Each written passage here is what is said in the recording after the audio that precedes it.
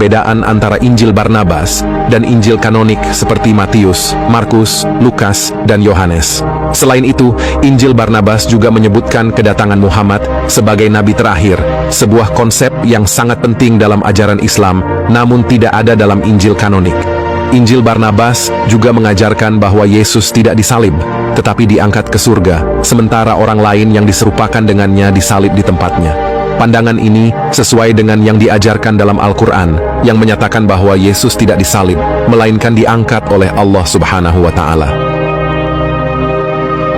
Dari sudut pandang geopolitik dan budaya, latar belakang Barnabas yang lahir di Siprus dan memiliki latar belakang Yunani memberikan pengaruh signifikan terhadap pemikiran dan pendekatannya dalam menyebarkan ajaran Kristen.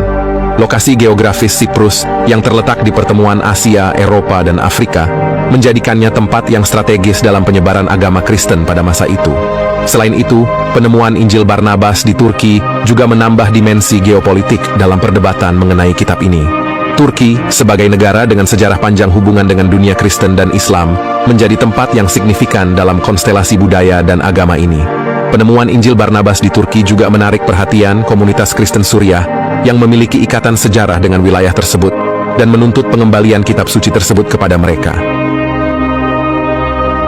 Penafsiran dan penggunaan Injil Barnabas dalam berbagai konteks juga menambah kompleksitas kitab ini.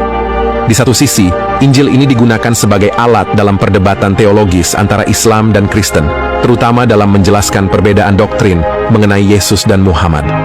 Di sisi lain, beberapa sarjana melihat Injil Barnabas sebagai upaya untuk menjembatani ajaran Kristen dan Islam, meskipun keberadaannya sangat kontroversial dan tidak diakui secara resmi oleh kedua agama tersebut.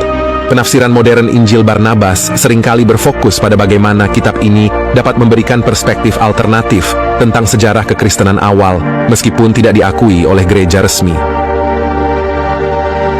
Kontroversi mengenai Injil Barnabas tidak hanya terbatas pada isi kitabnya, tetapi juga pada keasliannya. Banyak sarjana percaya bahwa kitab ini ditulis jauh setelah kematian Barnabas dan tidak memiliki dasar historis yang kuat.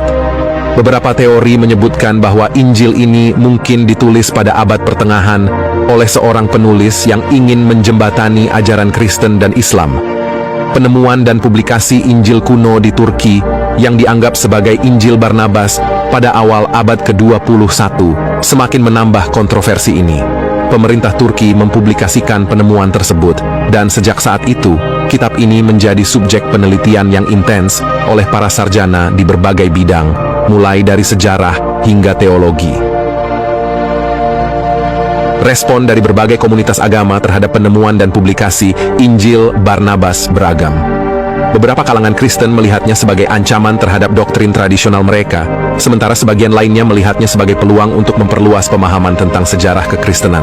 Di sisi lain, beberapa kalangan Muslim menyambut baik keberadaan Injil Barnabas karena isinya yang sejalan dengan ajaran Islam.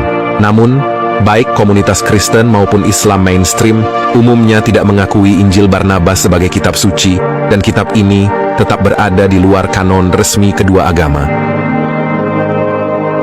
Sobat channel Kabar Langit, terima kasih telah menyaksikan video ini. Jika Anda merasa informasi yang kami sajikan bermanfaat, jangan ragu untuk meninggalkan komentar di bawah dan berbagi pendapat Anda. Jangan lupa untuk menekan tombol like, subscribe, dan nyalakan lonceng notifikasi agar Anda tidak ketinggalan update terbaru dari Kabar Langit. Wassalamualaikum warahmatullahi wabarakatuh.